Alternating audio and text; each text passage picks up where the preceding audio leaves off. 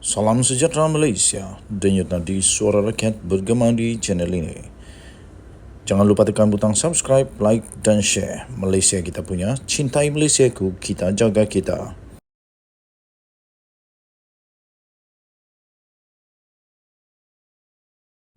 Salam sejahtera Malaysia, denyut nadi suara rakyat terus bergema di channel ini.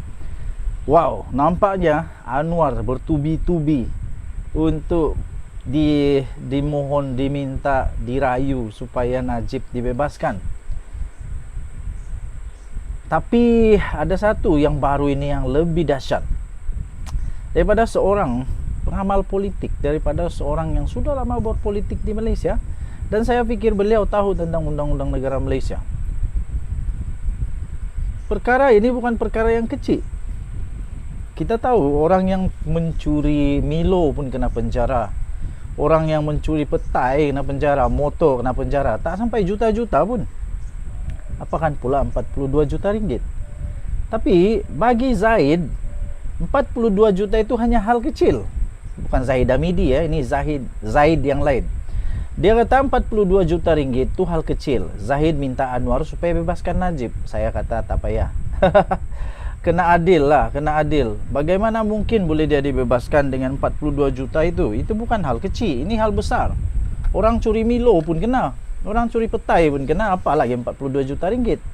Ini kata bekas Menteri Undang-Undang sendiri. Oi, hairan juga. Kenapa bekas Menteri Undang-Undang kata begitu? Dia kata bekas Menteri Undang-Undang Zaid Ibrahim menggesa supaya Perdana Menteri Anwar Ibrahim untuk membebaskan bekas Perdana Menteri Najib Razak demi rakyat. Demi rakyat juga harus ada keadilan. Katanya dari sudut pandang scheme of things, 42 juta ringgit itu ialah nilai dalam kes rasuah SRC International di mana Najib telah disabit bersalah hanyalah perkara kecil. Bagaimana pula untuk justified? Cuba berikan alasan bagaimana untuk justified kepada mereka yang hanya bersalah kerana 5,000, 8,000, 20,000, 200,000, 2 juta dalam kes-kes pecah amanah yang sama. Adakah mereka juga perlu untuk dibebaskan? Kerana kalau 42 juta ringgit ini hal kecil, apakan pula 8,000? 10,000? Tak boleh, saya tak setuju. Dia kata ke hadapan Perdana Menteri, anda perlu ubah fikiran tentang Najib. Demi rakyat, biarkan dia bebas.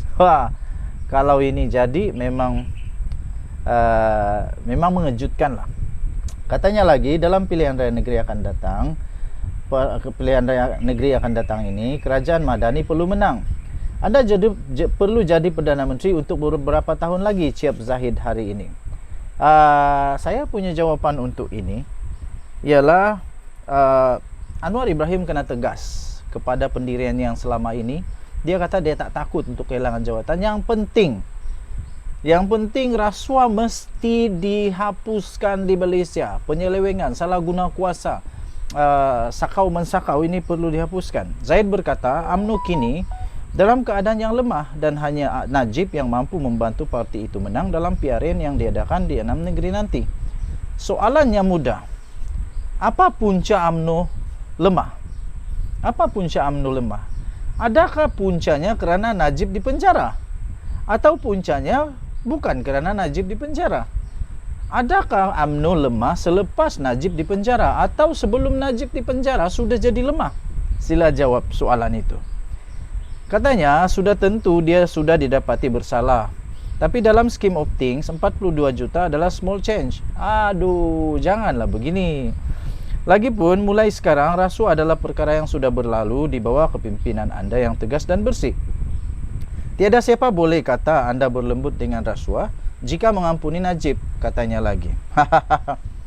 Yang mengampuni Najib bukan Anwar Ibrahim. Kena ingat, yang kena ampuni Najib bukan Anwar Ibrahim. Itu adalah hak mutlak daripada pertimbangan Seri Paduka Baginda yang di Pertuan Agong. Saya fikir bukan begitu mudah. Najib kini menjalani hukuman penjara 12 tahun dan denda 210 juta ringgit. Berikutan kerana tuduhan rasuah terhadapnya dalam kes SRC International yang berjumlah 42 juta ringgit. UMNO sebelum ini telah pun membuat permohonan agar bekas Perdana Menteri itu diberikan pengampunan diraja. Anwar yang juga turut menganggotai lembaga pengampunan telah menjelaskan setiap individu yang disabitkan bersalah ada hak untuk mendapatkan pembebasan dengan memfailkan permohonan dengan lembaga itu. Bagaimanapun dia berkata pengampunan itu adalah hak mutlak yang di Pertuan Agong. Denyut Nadi, suara rakyat bergema di channel ini. Suara saya, admin di Twin TV, saya tak setuju kalau belum tiba masa yang sesuai untuk dia dibebaskan, tapi dibebaskan. Harus adil kepada rakyat, bukan hanya adil kepada seorang, tapi seluruh rakyat Malaysia. Denyut Nadi, kita jumpa lagi. Bye-bye. Salam sejahtera Malaysia. Denyut Nadi, suara rakyat bergema di channel ini. Hari ini 14 hari bulan Jun 2023. Seluruh Dewan Rakyat gamat dan menjadi huru hara dan menjadi satu yang memang lucu ditonton di Dewan Rakyat kerana penyamun dan penyangak kerana gelaran-gelaran itu telah menyebabkan satu Dewan Rakyat heboh lah. Gelaran penyamun dan penyangak telah menggamatkan perang mulut di antara Syahidan dan Muhammad Sani.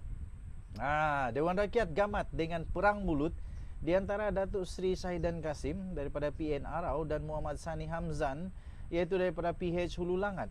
Apabila mereka masing-masing menggelar satu sama yang lain dengan gelaran penyamun dan penyangak.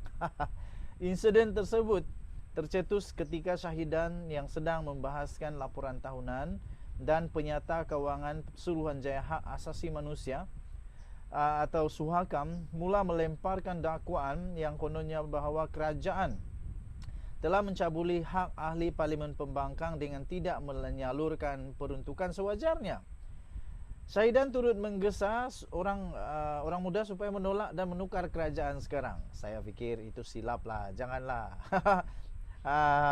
Tak payahlah nak hasut ke, tak payah nak provok ke untuk sokong mana-mana. Kerana orang muda tahu mana satu yang nak disokong. Sama ada mereka nak sokong kerajaan atau tidak, itu terpulang kepada mereka.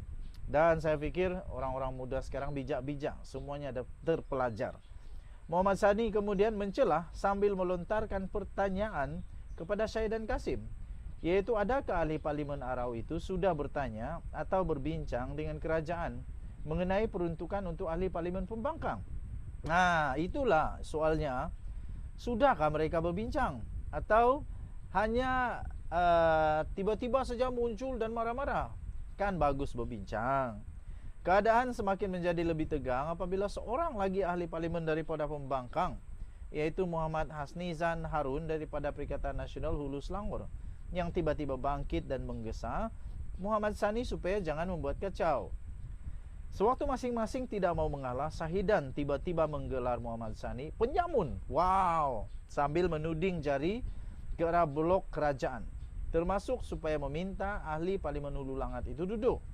Penyamun gelar Syahidan beberapa kali sambil menegaskan beliau tidak akan bertolak ansur kali ini. Muhammad Sani kemudian bingkas membalas dengan gelaran penyangak beberapa kali. Selain juga sempat membidas Muhammad Hasnizan kerana sanggup bersekongkol dengan penyamun seperti Syahidan Kasim. Ini memang patutlah panas. Tapi sebenarnya perlu rasional, perlu bertimbang rasa, toleransi. Pelan-pelan kamu, jangan gaduh-gaduh. Dia berkata, bahasa kamu memang guna bahasa tidak baik. Orang Selangor tak boleh terima orang macam ini, katanya. Kemudian yang di-Pertua Dewan Rakyat Tan Sri Johari Abdul kemudiannya mencela dengan mengarahkan supaya ahli Parlimen Hulu Langat itu supaya duduk. Jadi akhirnya situasi dapat ditenangkan semula. Dan sebenarnya di dalam parlimen keadaan begitu tu biasa, kerana reaksi itu adalah aksi. Jadi untuk beraksi menjadi ahli parlimen mesti ada reaksi. Aksi itu reaksi, reaksi itu aksi. Jadi biasalah. Cuma saja yang paling penting adalah setiap isu yang dipersoalkan itu haruslah ada jalan penyelesaian dan bukan hanya bergaduh-gaduh saja. Jadi tahniah diucapkan kepada semua ahli parlimen yang dapat bereaksi dan beraksi di Dewan Rakyat untuk negara Malaysia. Kita jumpa lagi. Bye-bye.